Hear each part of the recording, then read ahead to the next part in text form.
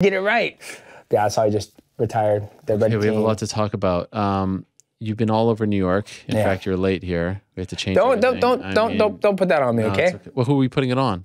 Josh. No, what do you mean? Josh is the one taking you to all the spots.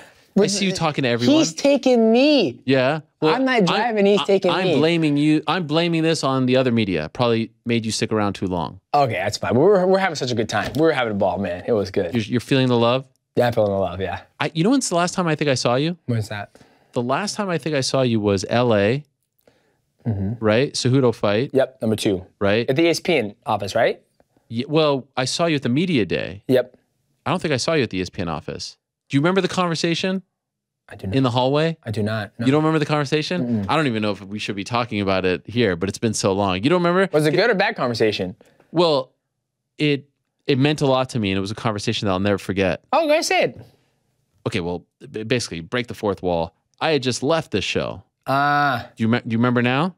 No, I still don't remember. But I'm sure I had very encouraging words to you. Well, I was 2 months removed. I just started at ESPN. That was August of 2018. I left. I started there June of 2018, right? Yep. And I was sitting with someone else who was still at this site, and you were like, "Man, if I have to choose between one show or another on a Monday, I'm going with my guy Ariel." And I was like, "Fuck, man, that meant a lot." Yeah. There's more to the conversation, but I don't know if you remember. Now you're the champ.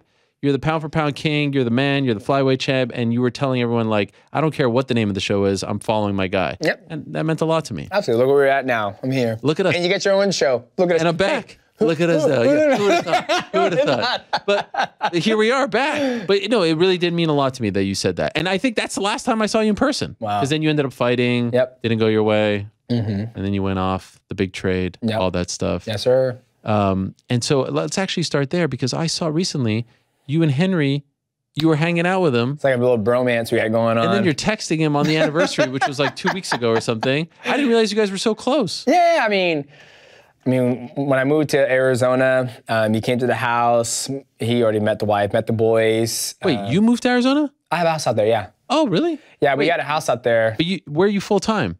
Washington State. Okay. Full-time Washington State, but after COVID happened, how Washington State dealt with it. Yeah. My wife, she has friends in Arizona, and her mom lives there. And when COVID happened, Washington just shut down completely. Like, schools are out, masks, all that stuff. Right. My wife's hardcore. She was like, nah, I ain't got COVID. I don't need to be locked in a fucking house. Right. So she went down to Arizona to visit her friend. Arizona, she was like wide open, kids no masks. It was just completely wide open. And she goes, babe, we need a house in Arizona. She goes, I'm tired of the rain. I'm tired of this damn overcast. I'm tired how basically Seattle is ran. And so we bought a house out there. Oh, wow. And when we bought a house out there, I knew Henry was out there. So I reached out to him. I was like, hey, dog. I was like, I reached out to Roy Harris, and Roy Harris got us in contact. And he goes, oh, Demetrious, man, I didn't know that was you. I was kind of skeptical. But I'm glad you reached out to me, man. I'd love to work together. And, so so we started training together, and it was awesome, man. I love everybody. You actually trained together? Oh, yeah. How come I've never seen this anywhere? You haven't seen it on his YouTube? I try to ignore his YouTube. Oh, why? See, the thing is, Henry, I don't want to give myself the old, pat on the back, but like I kind of helped him along the way. Yeah. And then he stabbed me in the back. He did the exact opposite of what you did on that day. Really? I hope you fail, Ariel, See, people have egos and stuff. I just want to see everybody eat. I want to see everybody succeed. Whether you succeeding at my table or you succeeding at your own table. I want to see everybody succeed. So shame on him. He should push you in the right direction. I got him, the Bella twins. Do you know the Bella twins? I mean, he loved I got him in there. He's like hobnobbing with them. Then all of a sudden he stabs me in the back. Doesn't come on the show anymore. It's really because his manager won't let him come on. See, that's the thing, right? Why? Could you imagine? Could you imagine your manager telling you not to come on here and you being like, yes, sir. Yes, sir. I would say, no, I'm not. I'll go on there. Yeah, you're a man. Yeah. My manager, he does, Abe and Maki, they do great stuff. They get me gigs. But for the most part, I get to say the final say-so, what I get to do with my career. Right? And it might be the right thing, it might be the wrong thing. But for me, if I feel good about it, if I feel comfortable, then I'm going to do it. I actually think I introduced you to Abe and Malky via text. I remember meeting, yes, you did. I remember when we were going through some turmoil with the UFC, so yeah. But I remember meeting Malky in 2012, and it was after I won the championship. He came to me and goes, hey, my name is Malky, first round manage. I manage John Jones. I was like, I don't fucking trust you. And then I didn't end up signing with them, but later in my career I did. So because you didn't have a manager, or was it just? It was Matt. It was just Matt. Yep. Your coach. Just me and Matt. Yep. And that worked for a period. Yeah. But there comes a, because we've had some guys recently say, like O'Malley recently said it. Some other guys like, I don't need a manager. Sometimes it's like, do you want to have that argument with the UFC? Right. Or with any promoter, whether it's PFL, LFA, One, UFC, Bellator. It's Bellator. If you want to have the argument, right? And sometimes I don't want to have the argument. Sometimes the managers will do that for you. So I remember there's times where I saw Abe and Sean Shelby talk for 3 hours just to get a deal done. Right. Whether it was for me or somebody else, but I've heard stories like that. So some people don't want to do that. So right now, like if you 365, how many days are you spending in Arizona as opposed to Washington? Like your kids go to school where? Washington State. Oh, they do? Okay. Yeah, that's just a vacation home. Got it. I mean, if we were to move there, which my wife, she would love to move there, but we have all our friends and family in Washington. But if she could move there, we would need a bigger house, and I think she probably would, just because the system's different. Like, it's a grid system, there's no traffic. Like, the 2 weeks I was there, I never stood in traffic, and I'm about 45 minutes away from the gym.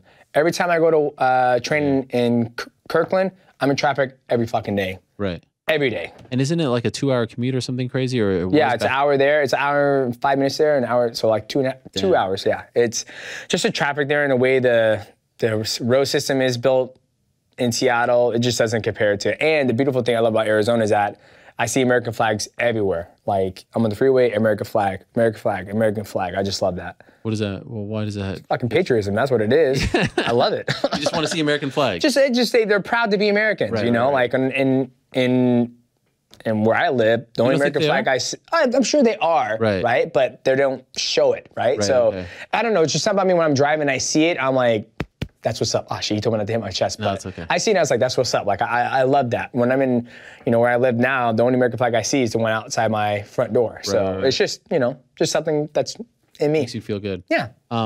When you train with Henry, what is it like? I love it. It was awesome. Really? Is Captain Eric there too? Nah, his ass wasn't there. Last time I saw him was when I was about to fight. When the only memory I have of Captain is when me and Henry were going to fight the first time. And it was like, man, you going to beat him. You going to get that Bugatti, baby. We're going to get that Bugatti. Then when I beat him, I was like, how's that Bugatti, huh? You still didn't get it?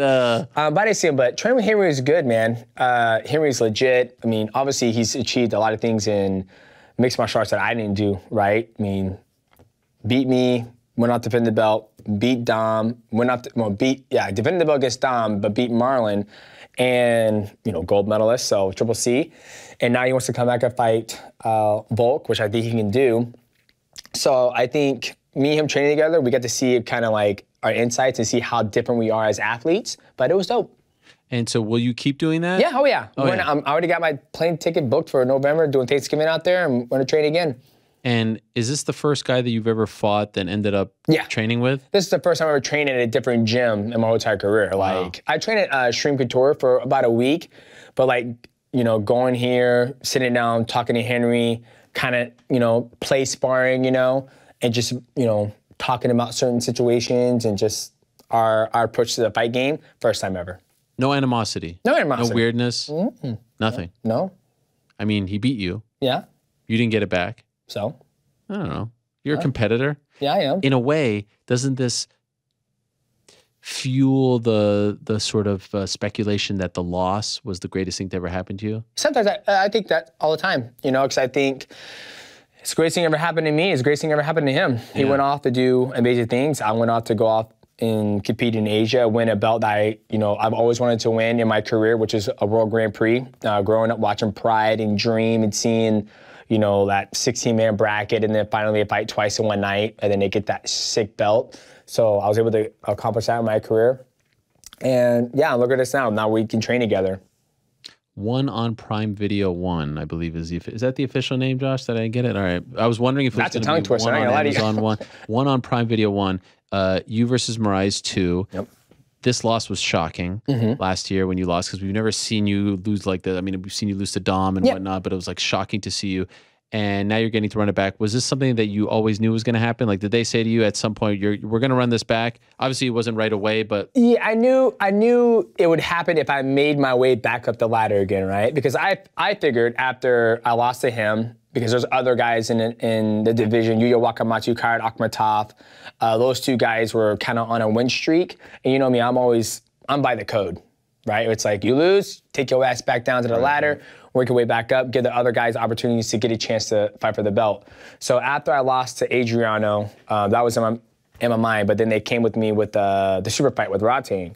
And I was like, sure, I'll do it. And after I fought Rodtang, I thought I was gonna go back down the ladder and work my way back up to the title shot. But they're like, nope, we're gonna give you a title shot. I was like, okay, sounds good. And you're ready for it? Yeah. Enough time has passed. Oh, yeah. I mean, when you look at it, it's funny because, like, I was talking to somebody, and they're like, dude, when you look at the fight, it was just that uppercut that got you. It wasn't like he was blowing the bricks off you, right? And so, got caught with the uppercut, got blasted in the face with a knee, and got up, said good job, and went home. How many times have you watched it? Probably 5 or 6 times, 7 times, maybe. When's the most recent time you watched it? Oh, fuck. I think the last time, I was showing somebody and I was laughing about it.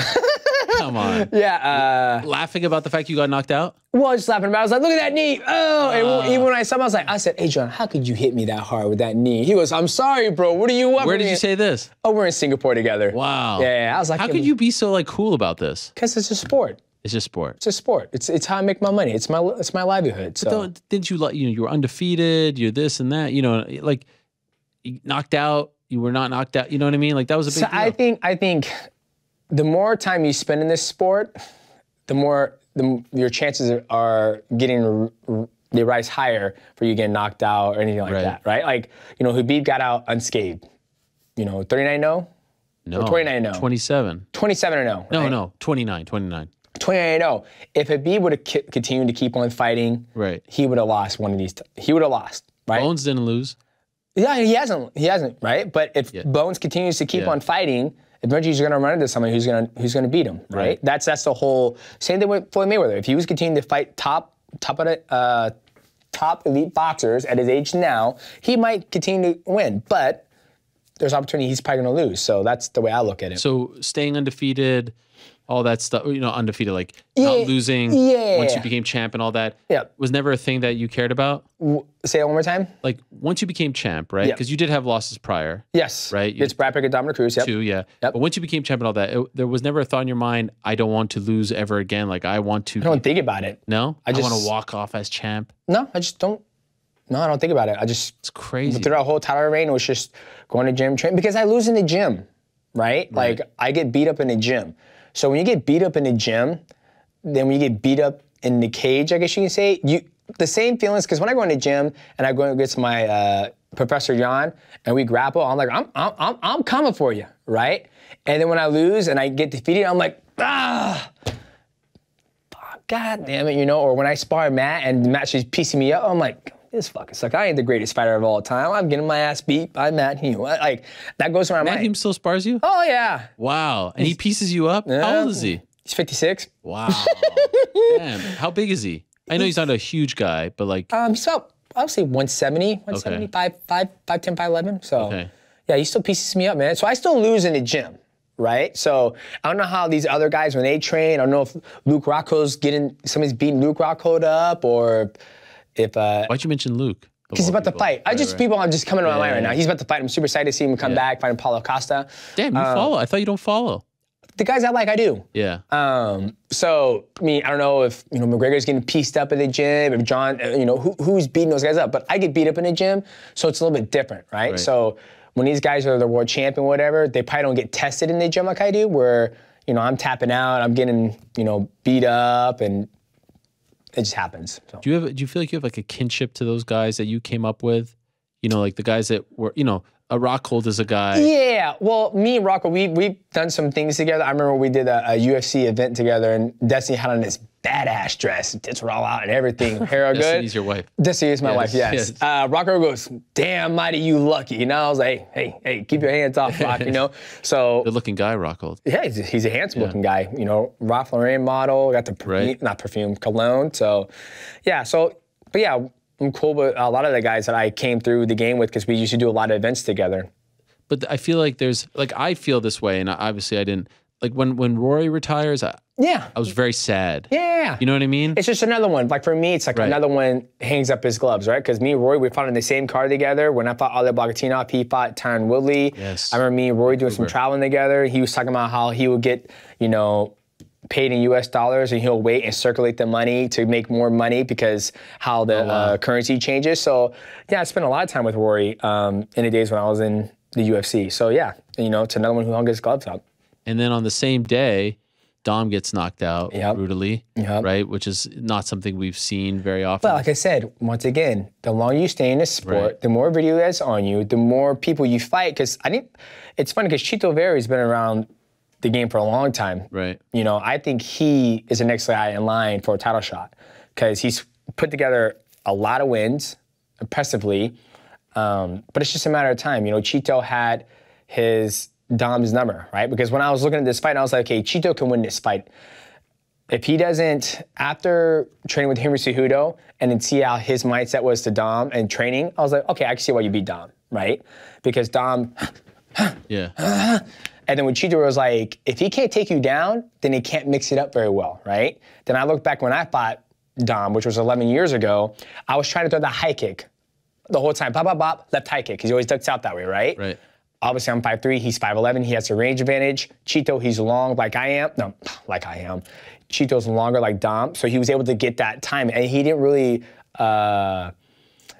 bait on his feints, right? His movement, right? So he was able to get the knockout. Did you watch the fight? Yeah, I watched it. First 2 rounds, Dom looked great. He looked great, he looked phenomenal, right? But Chito was like, Chito hurt him in the first round, right, with the hook. And he was like, okay, I know I can hurt him. Yeah. Right? I'm not going to try to get on him.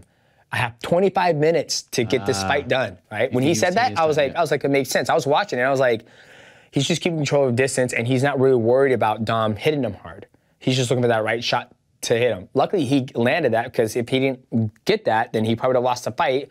But it's fighting. It happens. How do you feel about now the style that he has? It's still great. It's not bad. Like when he said it's a low level, a low level, I understand what he means by low level, right? Because if you want to generate power, what he means by low level, like the stance, you generate power like, that's how you generate power, right? You can't generate power when you're like this. Right. When you're like this. This is you're avoiding fighting this way, right? So for Chito, he was like, okay, that's a low level. So if I stay in composure like this, when he goes like that, there should be nothing that's going to hit me hard enough to knock me out. That's where I think Chito was going with that. But Dom does a good job. When he goes here, he goes back this way. Then if you come in, he can come back in for the takedown, which he hit me with, and he hit Uriah Faber with. So once again, I'm 5'3", Uriah's 5'4". He has that range of edge where he can grab your legs and do that. So it works for him. Considering all that he's been through, though, like the knees and everything, are you surprised that he's still able to look this? Like he was hanging in there. No, not at all. I see people calling for him to retire. Why? Yeah, I agree. Why? I mean, he's still, you know, relatively young. Youngish. And he still loves it. And, you know, it happens to the best of us, right? So as long as he's mentally good and he's healthy, I'd love to see him fight again. I'll watch him fight, so why not? By the way, the way you were breaking that down, how come you've never done any of this analyst stuff before? That was really good. Because I would have to lie. What do you mean? Because I'm not going to say someone's athletic and they're not. Why do you have to lie? I don't know. Just say they're not athletic. I feel like if you want that job to make the big bucks, you would have to, you know. You have to like you have to pump it up, right? If I came in there honest. The way you were just breaking it down right there, that was great stuff. I could if I wanted to, but they'll have to pay me a lot of money to do it. Yeah. Because I'm not going to do it. I'm not going to do it unless I feel like I'm getting my money's worth. Right. So, but yeah, I can break down fights all the time because I see things. Did they ever ask you, like in the Fox days, did you ever do desk stuff? Yeah, I did the analyst on Fox. A couple times. Yeah, UFC Tonight. UFC Tonight. What a show. That was a great show. Yeah. I know we'll be sitting there, we'll go to the block, like, you know, guys, that block was horrible. We're on live in 3, 2, 1. All right, we're back. Michael Bisping, take it away. And I'm like, So I've done some analyst But did you enjoy it? I did at the time, but I was very nervous about. You were? Yeah, I was very nervous. You probably couldn't tell. But now if I did it, I'll probably kill it. But I have no filter. So that's where it would be, you know, conflict of interest. You're a lot more comfortable doing media than you were like 5, 6 years ago. 1,000%. What changed? Just not caring. Why'd you stop caring? Just growing as a human being? Just growing as a human being, and you're either going to like me or you're not, right? Like, I speak my mind, I speak how I feel, and I think that's got me to where I'm at today. I remember like the first time I heard you swear, and then I come to realize that you actually swear a lot. Oh, yeah. But then it made me think that the guy that we were talking to this whole time was doing such a good job of being something else. I think what changed... Because once you started swearing, it was great. Yeah. I was like, oh, this is the real him. Well, I think, exactly, the real him, right? It's like, I think people always say, I swear in front of my kids all the time, right? Because I've seen other parents not swear once in front of their kids. And next thing you know, I see they have the nastiest mouth I've seen in my life. I'm like, you guys know how to swear. Oh, the TV, internet, it's not good. I'm not saying go out there and swear in front of your kids, but I try to talk how I talk, how am I talking to you, and how I talk to my children.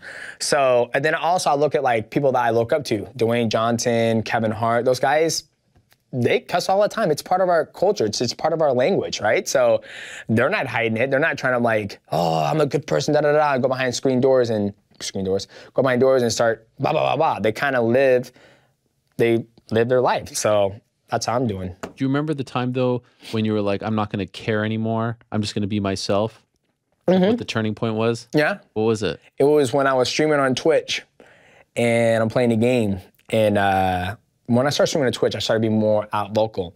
And somebody in the Twitch chat came in and goes, hey man, did you hear about the Ultimate Fighter they're going to do next? I was like, what you talking about? He goes, they're going to do the Ultimate Fighter. It's going to be all the champions and they're going to fight you and the winner gets to fight for. But I goes, well, that's fucking stupid. And then I was like, well, what about the guys who's on a 5-fight win streak? What about Joseph Benavidez? So they're just going to skip the line?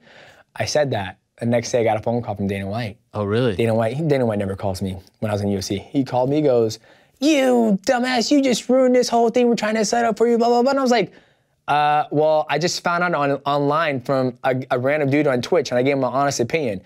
And then he goes, Sean Shelby didn't call you? I was like, no, he didn't call me. And he goes, all right, bye. Hangs up. Next day, I get a call from Sean Shelby. Hey, yeah, bro, we're doing this. I was like, too late? Yeah. Too late, dude. I was like, how do you expect me? It's like, if I'm sitting here and I'm at the dinner table and Tyron comes to me and goes, hey, Dad, Mom's been cheating on you. What the? You know? But if my wife would have came to me and goes, hey, babe, I have something to tell you. Like, it's been 5 years. I love you with all my heart, but, you know, I've been seeing another man.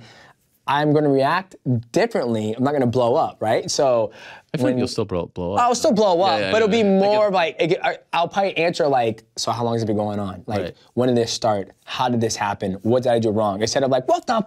You know, it's two different ways to approach it. So, but after that, going to Vegas, going through the whole thing, I was about to fight Henry Cejudo, going through the whole thing, and then, you know, I remember Matt was saying, dude, like, just take fault. And I was like, no, fuck that. I'm not taking fault. I didn't do anything wrong here. Like, that was my natural reaction to news that was broke to me on the spot. Like, by a fan. By a fan. You're the champ. Yeah, and I was like, and I have to hide my feelings. And Matt goes, okay, whatever. Just go kick Henry Cejudo's ass, and we'll get a new contract, call it good. And I was like, fine, but I'm not in trouble for this. This shouldn't be my fault. And after that, it was kind of like, off she went. And then slowly, I started just being more me. Then this is where I'm at now. What was that phone? How long did that phone call with Dana last? Oh, it was like probably 2 minutes. Wow, and he's yelling at you. Not yelling at me. He goes, I can't believe you did that. And then I was like, I didn't do anything. And I was like, it was actually an article on Bloody Elbow that did it. And it said, oh, Demetrious Johnson reacts to a fan, da da da da. And he goes, you put this article out there, da da da. And I was like, he goes, I was like, what article? He goes, go read it. And I was like, okay, I'll go to bloodyelbow.com. And I called back and I was like, you have to read it. It says, Demetrious Johnson finds out live on stream from a random fan about Tough. And he goes, nobody told you? I was like, no. I'll call you back. And that was it. Yeah, I'll never forget, what was it, June of 2000, I think it was 17. Mm-hmm. You know what I'm talking about? I don't know, yeah. The letter. Oh, yeah, I remember that. The letter was nuts, man. I'll never forget, because you were telling me about this. So they wanted you to fight TJ. Yep. You don't want to fight him. Here's the thing how it happened. Okay. So I'm in my backyard. This is crazy. Yes. I'm in my backyard. It was around June 2017. Something like right? that. Yeah. I can't remember who I just fought. And they wanted us to fight Dillashaw. And I said, we'll fight him for $1 million. And then the thing was, I knew TJ couldn't make 125 healthy. Like, I knew that, and so did Matt. We knew that, because he's already shredded at 135. Right. And he's tall, but he's not like a fat guy, right? And so Matt wanted to put in a contract saying, like, okay, if TJ Dillashaw does not make weight at 125, we fight him for his belt. They said, no, we're not doing that. And I was like, okay, then what's going to happen? And then that's when they're like, well, okay, we're going to close the division. Because I said, I'll fight TJ for $1 million. It's a super fight, right? Let's make it happen. But they wanted to do that. And then that's when I'm like, we're going to close the division. I was like, close the motherfucking division then. That's what I said. And then they didn't do it. And then that's when I came out the letter. And I was like, dude, it's like, what do I have to do? Like, everything that a champion, like, you would want somebody, like, one of the things I want to have happen when I'm done fighting is I want, like, Matt to be like, okay, out of all the people I've ever worked with and trained, Demetrious was the easiest person I've had to train. He always showed up on time. If he was going to be late, he would let me know, traffic, never had a problem with cutting weight, never had, just no problems. I wanted to be the easiest champion athlete to work with, where I show up, who do you want me to fight? Fight this guy. Okay, perfect. But once they started to, like, murky this stuff, I was like, oh, you're gonna fight this champion, and he's everything else. Okay, let's add some more money. Let's add $1 million. No, that can't happen. Okay, well, if he can't make weight, then if he doesn't make weight, we get to fight for his belt. No, we can't do that either. It's like, so where do I have leverage here? Like, where's my power of being a champion, right? So, yeah, good times. You sent me the letter. I think it was a Sunday night, and then, like, there was like a revision on Monday morning. And you proofreaded it too. Make sure all my commas. Well, I mean, there was a lot. It was like all over the place. It was very emotional. And then you came on the show. Yep. I think you were on vacation. I was in Hawaii. Hawaii, right? Yep. And I had never heard you so mad. Like, you're such a mild-mannered guy. You were so mad. Just from the letter, you're mad. I couldn't believe it was from you. And then you came on, and this was like I think you were on via phone. Yeah. There was no Skype. No, it was Skype. It was Skype. No, were it was you Skype. Skype? Because I remember looking, I had my glasses on. I was like, thank God I had glasses on. Yes. Now I remember. Yeah. Yes, now I remember. You were so mad. Yeah. Whatever happened? Like, they obviously read the letter. I'm sure they did. They never called you about that? No. Wow. I don't know what happened after. I think they kind of left it alone. They left the flyweight division open, and then. But yeah, you know, that was my crazy. It was a crazy time, you know, and I'm super grateful for the opportunity I had in there, because if they would have made 125-pound division, then I wouldn't be in the position I'm in today, right? To go on to, you know, the 11 consecutive title defenses and, you know, the Rayborg armbar. I mean, it was a great platform to be on, and I took advantage of it and made the best of it. And, you know, I might have sold, you know, 4.1 million pay-per-view buys, but, you know, when it came out there to put on a show and go out there and fight, I fucking did my thing. Did you know before that Cejudo fight that if this doesn't go your way, that there could no? I had full intentions of winning that fight. Yeah. Full intention winning that fight. And then who knows what I would have went from there. I might have went up to 135. Like, I felt like I was doing an interview earlier today with your buddy good old Chuck. By the way, I missed MMA Beat. That was probably my favorite show to watch. That was a good show. Nate just told me the same thing. Really? Yeah. I loved it. It was amazing. Thank you. But I told Chuck, I was like, could you imagine, like, in 2012, when I started my title reign, if it was 2012, it was 2022. Right? Yeah. With all the social media, with all the hype there is now, and I went on that 11 consecutive title defense, dude, it would, like, I don't think I would have the same problem as I did back then trying to build my star power, because you can say, or sell a pay-per-view, right? Like, you would have put me on one of those, I don't know, Conor McGregor fights or John Jones cards. It would be like, you know, I think I would have done a lot better now than it was in the past. That makes sense. But also viewership. Yeah, but look, like, I actually have it up here. I don't feel like they ever put you on those. They didn't, no. You know what I mean? Yeah. But when I fought on Fox, I remember when I fought John Dodson the first time, I think we did 5.5 million viewers, like at the peak. When I remember seeing it, I was like, holy shit, we did 5.5 million viewers on Fox. And I love Fox. It was Channel 13, Q13 Fox. I grew up watching that, like Simpsons and all that stuff, so. The ESPN era is different, though. Yeah, I mean, I was at the gym the other day running, right? Little Miss Sandy over here, right? Yeah. Doing her thing. And then on the news, it's like, boom, you have Izzy talking about breaking the news. It's like the exposure of ESPN is just massive, right? I mean, it's just, you can't be. Who came up with the idea for the trade? Like, who's the first, who deserves credit for first coming up with it? Please don't say Malky. Honestly, I think it was, I want to say it was me, but I don't still have the full story of that. I still gotta get more of that story, to be honest with you. I feel like it's like one of the great stories in MMA history that we still don't really know how it all went down because they've never really talked about it. I think I'll probably release it when I'm ready to. Oh, wow. Right? Like, I know how it all happened, but there's still pieces I don't even know how it happened. Really? Right? So I still need to find that out. I know Joe Rogan had something to do with it too, and so I haven't had a chance to talk to Joe Rogan. Because he kind of... I heard something like he was like telling Dana, like, dude, like, get Ben Askren. Who gives it? Like, just get him. Like, why not, right? You know, so it'd be kind of interesting to hear his foresight on that. Like, why would he push that narrative, you know? So, like I said, there's still stuff that I don't really know about that. Like, I know a huge chunk, but I don't know the whole complete story. Was it ever, like, super close and you were like, yes, this is going to happen, this is great, and it's perfect, and then it looked like it wasn't going to happen? Was there ever a moment where you thought it was going to die? Kind of not, because Malky was doing some of the legwork, you know, back and forth. And then sometimes, you know, you're waiting. It's like you text somebody, it's like, you're waiting, what's taking so long? I just text you, you text me back, what's going on? Stuff like that, but I just kind of left it up to them. I was like, just let me know what's up. Because at the end of the day, they were like, no, we're not trading you. Then I'm like, all right, well, guess I'll go back into the pool and wait for my next title shot or work my way back up. So for me, it doesn't hurt to try, because if you don't try, you're back where you started, right? So was there any talks of, like, who would have been your first fight post Cejudo fight? Probably been Henry again. Oh, you think it would have been? Oh yeah, absolutely. Oh, immediate? Yeah, probably an immediate rematch, guaranteed. And I think it would have probably done very well. Yeah, and you think you would have won? I don't know. Okay. I'm just honest. I'm just straightforward. Yeah. I like to live in reality, ladies and gentlemen. A lot of people out there think they got egos. I would have won that. I could have won. He could have won. Could have been. Who knows? Right. Are you surprised that there hasn't been a trade since then? No, I'm not, because now it's all about content. Content is king. With ONE, UFC, PFL, LFA, Bellator, CFCC, right? Everybody, there's so many different things on it. I like to look at it as like the streaming war. You have Hulu, Disney Plus, ESPN, Netflix, Amazon Prime. You have all that, right? But people go to watch the streaming service that has the best content, right?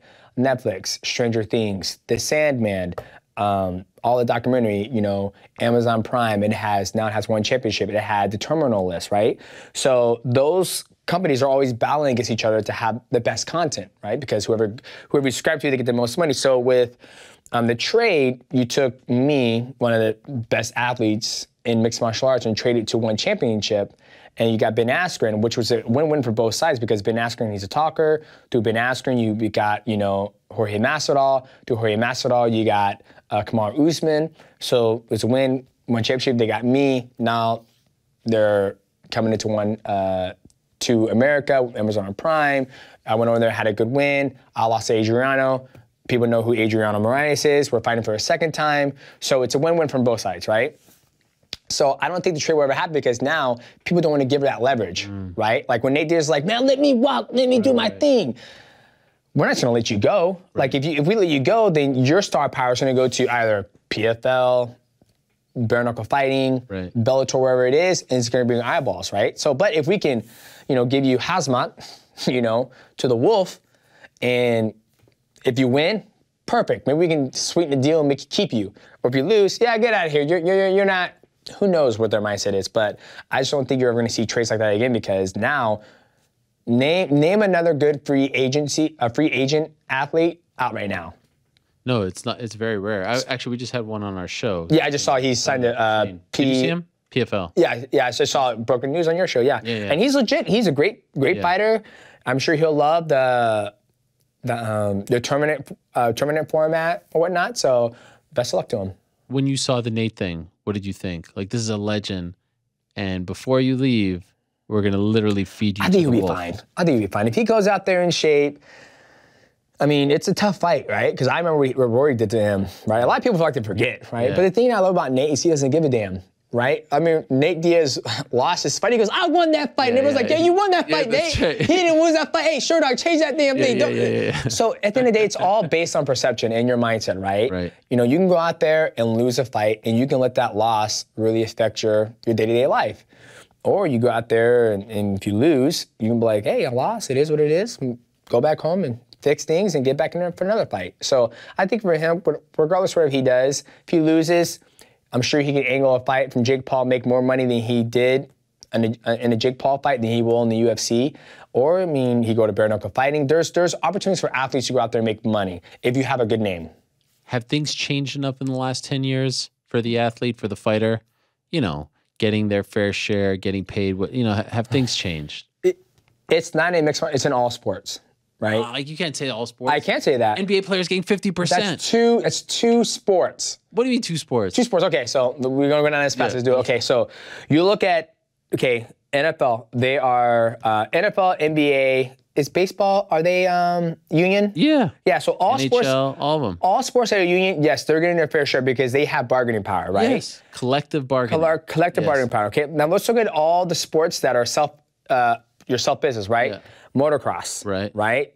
The only people who get the best money is Eli Tomac, Malcolm Stewart, Ken Roczen, who else? Yeah, but how big is motocross? It's pretty fucking big. Is it big? Is it getting the rate? I know your sons love it and everything, but like, it's not like people aren't paying $50 or $75 on a Saturday to watch motocross. No. It's not a pay-per-view buys. It's not like that, right? But there's still enough money to go around to not make people. Should we compare it to like F1? F1? What those dudes are getting? I don't know. Millions upon millions of dollars? Well, there you go, right? Who's getting millions upon millions of dollars in MMA? Nobody's getting millions besides Conor and maybe Izzy and those guys, but it's a hard thing. I understand where you're coming from. I totally get where you're coming from, right? But in order for that to happen, for all of us athletes in MMA to say, there was a basketball player, Dwight Howard, right? He never forget the conversation I had with him.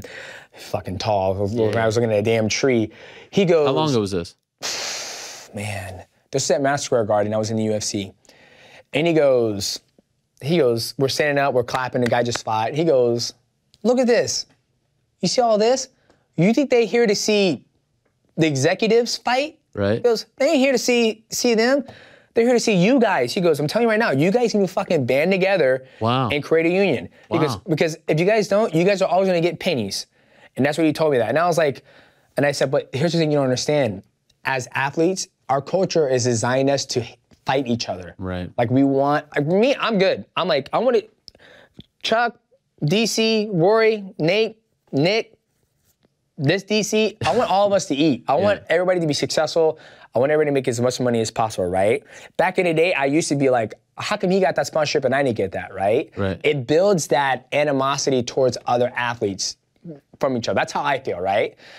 But in order for us to band together and do a union, we'd all have to say, no, I'm not fighting. No, nobody's fighting. They won't put any content out there. The UFC or PFO, anybody won't be able to put content out there. But that would just never happen. That would never happen. You think it never happened? It would never happen. Man. I don't think it would ever happen. You see, like Kamaru, by the way, speaking of a guy who's about to be threatening your record and Anderson's record. He's got a little bit way to go, but yes. In terms of title he's second to title defenses. Yeah. He's at 6? Yeah, he's getting there. Point is, he's fighting this weekend. Yep. And he tweeted something on Thursday, I think it was, or Friday, about USADA waking him up at 5 a.m. See, this whole USADA thing, these people gotta stop with that. Okay. Wait. Who's got to stop? The fighters. Come on. Dude. What are you talking about? Why do you have to be woken up at 5 a.m.? Who said you got to answer? Dude. What do you mean who have to answer the door? They're ringing your doorbell. Yeah. Have they ever come to your house at 5 a.m.? Yes, they have. Why? And I got 3 fucking kids. By the way, why can't they come at 11? It's their choice. But what's the difference? Like they're trying to catch you, right? They're trying to catch you.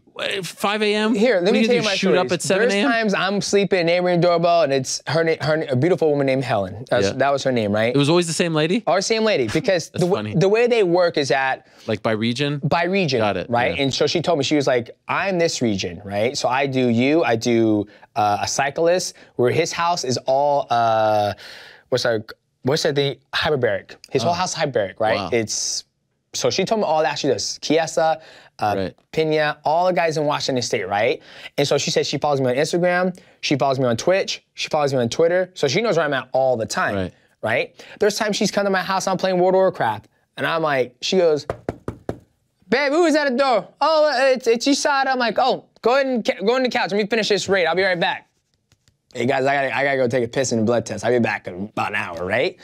So for me, they caught me at the liquor store. There's times I was training and I'm swimming and I come up from my lap. She's right there standing there waiting to get my sample. Right. For me, I never had a problem with USADA waking me up at 5 a.m., 4 a.m., 3 a.m., catch me at the liquor store. It didn't bother me, right? And I got 3 kids. So I know how important sleep is. Right. Don't act like these guys out there, they got 1 fucking kid. Right. And they're like, oh, you're waking me at 5 a.m. I was like, try 3 in your title defense range, then you come holler at me. But me, you want my pee and my blood? Come get it. Take it, boom, go. Like, I love USADA, like, because I love that about them. But fair, all fighters are like, you hate it. Well, can I just say my issue with it is you guys never had a say.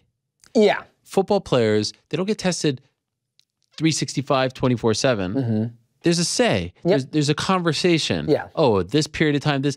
You have to literally tell them. I know you don't have to anymore, but like on an app, right, where you are. Yep. That's crazy. Didn't bother me one bit. You're being treated like an employee. Yeah, I know, but I don't even have to tell the people I work.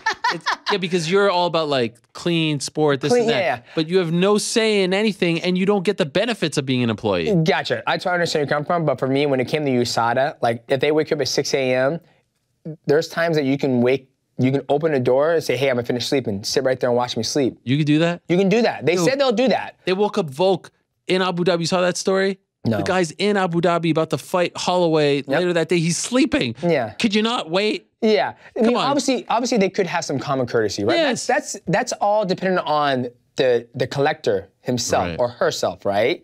Like the way she told me how it works is that they'll send the message to her.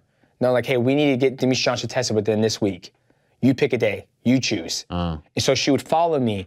And then she'll be like, I know that you're going to be home because we're a creature of habits, right? When you're in training camp, you're doing the same thing all the time, right? It's not like some people have erratic, but that's why you have the scheduling, right? It's like, hey, I'm going to be here, da-da-da-da. So when I'm in training camp, that's when I am. And then sometimes they'll call you like, hey, where you at? You're not at your place. Oh, shit, I'm at the liquor store. Don't move. I'm on my way. Perfect. Wow. They'll come meet me at the liquor store. Like people make it out to be worse than it is. But for me, it's like, hey, you woke me up. Perfect. You need blood? Whatever. Boom. If it was like every fucking weekend. Your wife never got mad? No, she never got mad because she knew it was part of keeping the sport clean. Right. Like. Such a good guy. Just being straightforward. That's how it was. Like, you want it, Helen? Come and get it. Do you still do the Twitch thing? Yes, I do, yeah. And it's lucrative? It's not like when it was when I was grinding, but I'm okay with it. You don't have time to do it like as I don't have enough time to do it like I used to, but I do it because I want to interact with my fan base, my close peeps. Right. So. Do you like the Amazon thing? Yeah, I love it. It's great. Yeah, I think. Cool, right?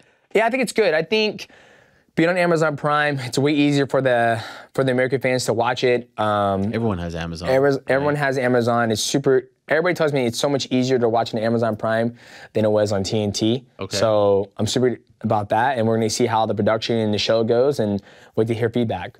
How do you feel about fighting in the morning? Because it's evening here, right? August 26th here, August 27th morning there. Yeah. How do you feel about that? So when I fought him last time on TNT, like, I didn't like it because I stayed on American time zone. So when I'm over there, everything's closed, right? Oh. So my breakfast, lunch, and dinner was eggs, sausage, and toast because everything's closed. Right. So this time, since I'm the main event, it'll be, I think I'm going to stay up. I'll probably be fighting around 12 p.m. Singapore time. So I'll probably, when I'm there, I'll probably stay up, train at that time, go to bed around 2 p.m. Singapore time, so I'll have better food. But, you know, it is what it is. I was kind of get accustomed to fighting on their time zone. And it's always better because it's night, it's more mystic, it's kind of like, oh, we're going to the fights tonight.